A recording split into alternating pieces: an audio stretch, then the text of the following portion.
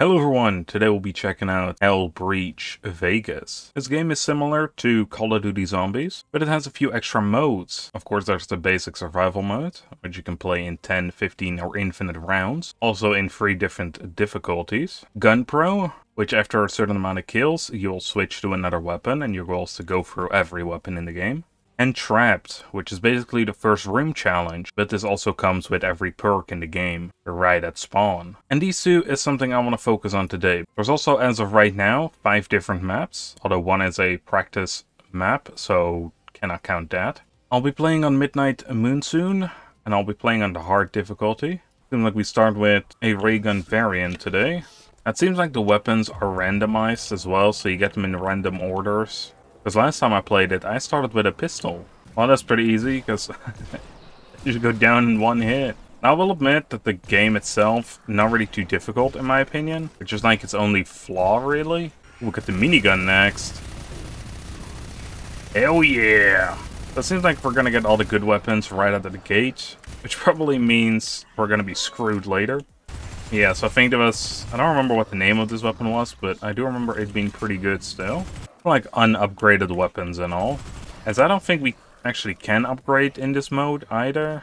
Also something funny, the entirety of Steamboat Willie is playing in the cinema in this game, which I found kinda hilarious. Alright, got a new one. I think this is Desert Eagle. Still pretty good weapon though. One-shots every zombie when you shoot them in the head. Well, except for the big dudes, of course, but they're still pretty easy.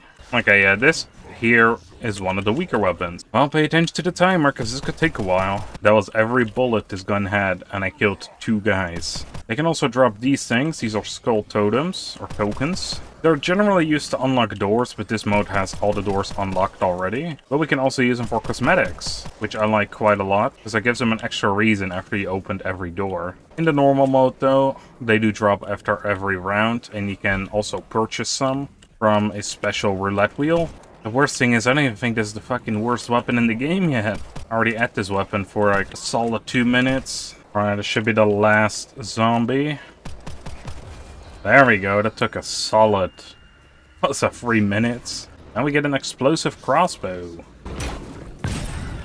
Well, that went a lot faster. There we go. Ooh, the Hellfire. That's something I don't understand. These are demons. You'd think they're kinda used to Hellfire.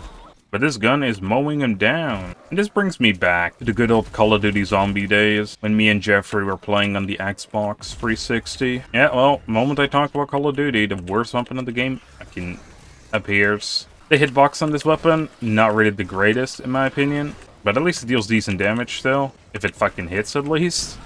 Ouch. Yeah, so I played this a while back during one of the betas, together with Jeffrey as well. This was like last year, I think it was. And apparently the game came out like 2 months ago. I didn't even know about that. So it completely slipped under the radar for me. We got a freeze ray. Now this weapon, pretty good still, but it works a lot better if you have another weapon to support it. Or rather, this is your support weapon, because it freezes them. Yeah, this was one of these Call of Duty zombie-like games that I was looking forward to quite a lot. Because it feels somewhat unique. Even though it is, you know, still pretty damn similar. And hell, at least it's not as broken as most other zombie or Call of Duty zombie-like games. This little pistol, this one is pretty damn powerful. It's kind of crazy. Well, they fly back like it's a shotgun, which also is something I like. Let's look at this, right? We can... that dude can stop killing me, eh? Get out of here. Oh, look at this, right? He just starts flying. I think this is supposed to be a little shotgun pistol. Crazy powerful, though. The katana. Now, at least this one is pretty good for a melee weapon. I can not get myself killed by standing in the horde. You know, at least regeneration is crazy quick. Which probably, honestly, just kind of does a disservice to its difficulty. Because there's no way you really die. Now, I got this bloody mallet. And it wrecks people. Or wrecks demons. It can even take on the big guys in a single swing, which is ridiculous. And it does multi-hits too. Ooh, the Beretta. I don't like this weapon a lot. It's like slightly stronger than that bloody other small pistol we had. Or at least it fires faster. I do personally think that this is the worst weapon in the game, even though I'm pretty sure it deals more damage than the starting pistol. But I think that's also the problem, is the starting pistol's supposed to be weak. And even though this is just a basic, I'd say wall weapon, but you find them on the floor in this game. So like a floor weapon. I don't see a reason to pick this up. Well, maybe for points? It doesn't even seem to give you a lot of that either. I will admit, I think if you have enough damage stacks on it, because unlike Call of Duty Zombies, you don't really upgrade your weapons in the same way with the Pack-a-Punch. You have to roll for damage multipliers. I think if you get it high enough, you could insta-kill him with one of the bullets. This weapon could be pretty damn crazy. But seeing as it is percentage scaled, you're gonna need a lot. So you're definitely gonna have to infinite rounds of that one. I don't think this weapon's gonna be good in like 10 or 15 rounds. And definitely not here because we don't have any of the perks or upgrades. There we go. And we got some laser cannon, which made a quick work of that group. Real quick, apparently, because we're already done. And we got 3 weapons remaining. We got a grenade launcher. Boom. And we got the rifle. This one's pretty good. One shots, which is great. I love that, especially coming off with some of those pistols. And there we go. Ooh, shotgun. I like most of the weapons in this game. They feel pretty good to use. They're decently powerful. You can also carry up to 3 weapons at once, which is something I like. You don't have to buy a perk for that. And there we go, we're done. It took 18 minutes and 41 seconds. Now, I talked a little bit about this during the gun pro mode. We can buy different cosmetics. We have different outfits, which you have to be certain levels for, though. Level 10 and level 20. I am not level 10. You can see that in the career mode, I'm level 8 at the moment. Oh, I need one more skull. But you can buy accessories. You can buy masks, glasses, as well as hats. Weapon customization. Different stickers on each weapon. Different skins. And I guess more skins. Now you can also change which starting weapons, perks, and grenade you have at the start, which is pretty insane. I'm not sure if it's stacked so you can have multiple perks. That would be extremely crazy. As you can see, there's 10 in the game, which is kind of a lot element. Let's do Trapped. I'm gonna go for 10 rounds of that. This is the 1-room challenge. And I'm gonna do that at the Vegas Chapel. This is one of the newer maps that was updated not too long ago. So the way the perks work in this game is you find cards laying about. And for the 1-room challenge, it's all here in this one perk deck. And you just get one randomly. There's also a bunch of different slot machines. This one gives you a different type of grenade. This one gives you more cash if you win. So you spend cash to potentially make more cash. This is a random weapon, which is basically the mystery box. Here you can buy more skulls, which we'll probably do soon. And here's where you can boost your power. And of course, the doors here are locked. Or, well, more likely there's just an invisible barrier. I will admit, I like this 1-room challenge a lot, because the rounds actually go by decently quick. My main gripe, besides the difficulty, is rounds, when you just do regular survival, they can take forever.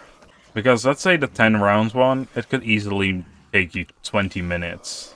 For 10 rounds. What are we gonna get? Ooh, the Ice Blast weapon. Also, very similarly to the COD Zombies, every 5th round is a special round. You have crows, you have little crawly demon boys that explode.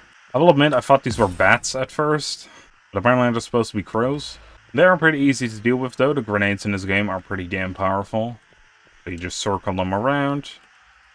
Toss a grenade, do watch out, because grenades are like the only thing that can kill you yourself as well. Because we have like 10 grand. How about we take a bunch of all the perks. Oh, I see why we could buy it. So the third one, the $, makes perks even cheaper. And that's probably how we were able to afford every single perk. We were also pretty early on still in the rounds. The higher you go, the more expensive everything will get. But this was honestly kind of crazy. We get the grenades launcher. That could help out quite a lot with the strategy we're doing. We just circle them up. Ooh, extra damage. Hell yeah. This is a permanent 5% boost. And normally, where did the other one go for damage? Here, spin a boost. Costs 3k. We can get a maximum of 30% added to our weapon. And it counts for every single weapon we own. Yeah, we'll say, this game is pretty good. It's pretty cheap, I think it was only like €7. It's made by a single developer as well, which in my opinion is pretty damn impressive. Alright, we should be heading into the 10th round. Which, there we go, and we're gonna get the Rams. These are the crawly dudes that can explode. These little dudes. Okay, it's as simple as that. And that is Hellbreach Vegas. Pretty fun game. Seems to be a lot more stuff coming. At least 3 new maps. 2 new game modes. One of them a Royale, which kind of seems like Battle Royale, where the map shrinks over time. Which sounds pretty interesting. As well as Nightmare, which I'm not 100% sure what that means. Because it seems like the entire map is open, similar to GunPro. But it might just be difficult as all hell. Which would be good, because hard mode is kind of easy. But it's also not a difficulty setting, so I'm not 100% sure what the heck that would even be. If you like Call of Duty zombie-styled games, be sure to check this one out. It's cheap, it's fun, you can play this multiplayer with friends, so what is there not to love? Anyway, I hope you all enjoyed, and I'll see you on the next one. Bye everyone.